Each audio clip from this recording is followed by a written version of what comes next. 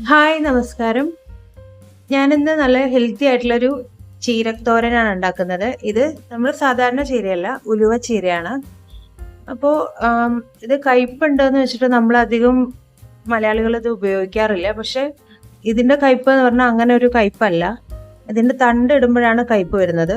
ഇത് വളരെ ഹെൽത്തി ആയിട്ടുള്ള ഒരു റെസിപ്പിയാണ്. ഇതെങ്ങനെ തയ്യാറാക്കാമെന്ന് നോക്കാം. ഒരു കെട്ട് ഉലുവ ചീര എടുത്തിട്ടുണ്ട്. ഇതുപോലെ ചെറിയ ചെറിയ ഇലകളോടുകൂടി ആയിട്ടുള്ള ഒരു സാമ്പാർ ചീരയുടെ ഒക്കെ ഒരു ടൈപ്പിൽ തോന്നിക്കുന്ന ഒരു ചെടിയാണിത്. അപ്പോൾ ഇതിൻ്റെ ഇലകൾ മാത്രമായിട്ട് നുള്ളി എടുത്തു കഴിഞ്ഞാൽ ഒട്ടും കയ്പുണ്ടാവില്ല. അപ്പോൾ ഇത് നല്ലപോലെ വെള്ളത്തിലിട്ട് കഴുകിയെടുക്കണം. അപ്പം ഞാനിവിടെ വിനാഗിരി ഒഴിച്ചിട്ടാണ് ഇത് കഴുകുന്നത്. അപ്പോൾ ഇപ്പോൾ നമുക്ക് അങ്ങാടി കടകളിലൊക്കെ ചീരയൊക്കെ വിൽക്കാൻ വെക്കുന്ന അവിടെ ഉലുവച്ചീരയും കിട്ടാറുണ്ട് ഇവിടെയൊക്കെ.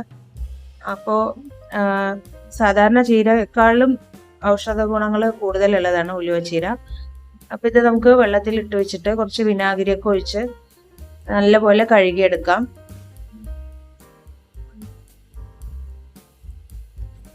ഇപ്പോൾ ഓരോ ഇലയായിട്ട് നുള്ളിയെടുക്കാൻ കുറച്ച് ബുദ്ധിമുട്ടായിരിക്കാം.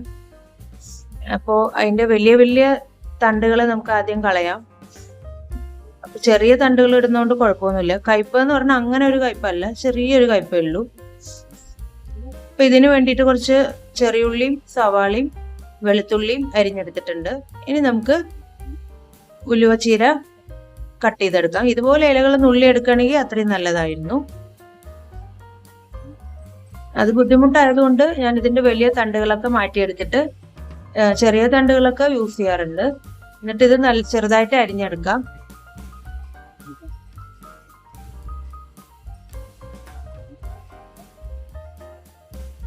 അത്ര കയ്പൊന്നും ഉണ്ടാവില്ല. ആ കയ്പിന് ഒരു ടേസ്റ്റ് ഉണ്ട്. ചെറിയ കയ്പാണെങ്കിൽ അതൊരു നല്ല ടേസ്റ്റ് ഉള്ളൊരു കയ്പായിരിക്കും. അത് കഴിച്ചാലേ അറിയുള്ളൂ. സാധാരണ ചീര പോലെയൊക്കെ തന്നെ നമുക്കിത് തോന്നുള്ളൂ.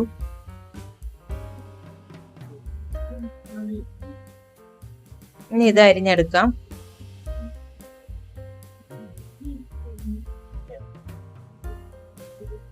ഇതിന്റെ മാക്സിമം എല്ലാ തണ്ടുകളും കളഞ്ഞിട്ടുണ്ട്. ഇപ്പൊ തലപ്പത്തുള്ള ചെറിയ തണ്ടുകൾ മാത്രമേ ഉള്ളൂ. ഇതുപോലെ കൂട്ടിപ്പിടിച്ച് അരിഞ്ഞെടുക്കാം. ഇത് ഞാനൊരു ചട്ടിയിലാണ് ഉണ്ടാക്കാൻ പോകുന്നത്. അപ്പൊ ചട്ടി ചൂടാകുമ്പോൾ അതിലേക്ക് കുറച്ച് വെളിച്ചെണ്ണ ഒഴിച്ചു കൊടുക്കാം. എണ്ണ ചൂടായി വരുമ്പോൾ കടുക് ചേർത്ത് കൊടുക്കാം.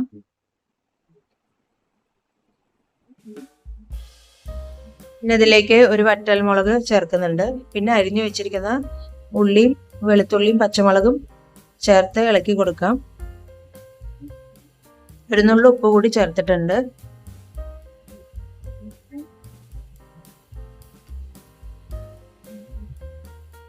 ഇതിലേക്ക് കുറച്ച് ഉഴുന്ന് പരിപ്പ് കൂടി ചേർക്കാം.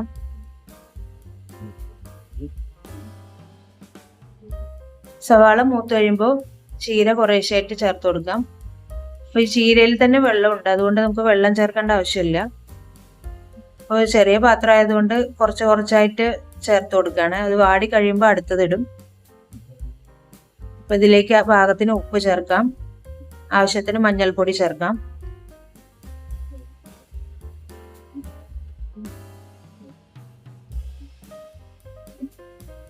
ബാക്കിയുള്ള ചീരയും കൂടി ചേർത്തിട്ടുണ്ട്.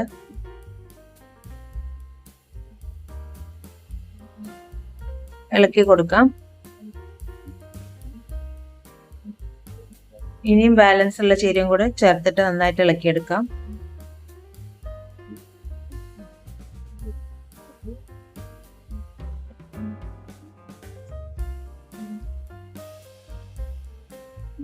ഇപ്പൊ എല്ലാ ചീരയും ചേർത്ത് കഴിഞ്ഞു.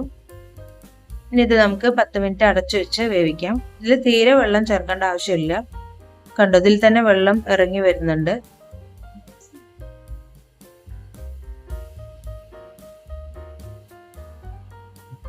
ഇനി നമുക്ക് 10 മിനിറ്റ് കഴിഞ്ഞ് തുറന്നു നോക്കാം. ഇപ്പൊ ചീര നന്നായി വെന്തിട്ടുണ്ട്, പക്ഷെ അതിൽ വെള്ളം വറ്റിയിട്ടില്ല. അപ്പൊ കുറച്ചു നേരം കൂടെ നമുക്ക് വെക്കാം. വളരെ ഹെൽത്തി ആയിട്ടുള്ള ചീരക്കറിയാണിത്. ഇനി ഇതിലേക്ക് കുറച്ച് തേങ്ങ ചെറിയത് കൂടി ചേർത്ത് കൊടുക്കാം. ഇപ്പൊ വെള്ളമൊക്കെ നന്നായി വറ്റി വന്നിട്ടുണ്ട്.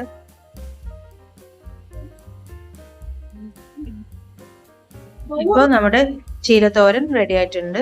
അപ്പോൾ എല്ലാവരും ഇത് ട്രൈ ചെയ്ത് നോക്കണം. അപ്പോൾ വീഡിയോ ഇഷ്ടപ്പെട്ടെങ്കിൽ നിങ്ങളുടെ കമൻസ് ഒക്കെ അറിയിക്കണം. എൻ്റെ ചാനൽ ആദ്യമായിട്ട് കാണുന്നവരാണെങ്കിൽ മറക്കാതെ ഒന്ന് സബ്സ്ക്രൈബ് ചെയ്യണം, ലൈക്ക് ചെയ്യണം. താങ്ക്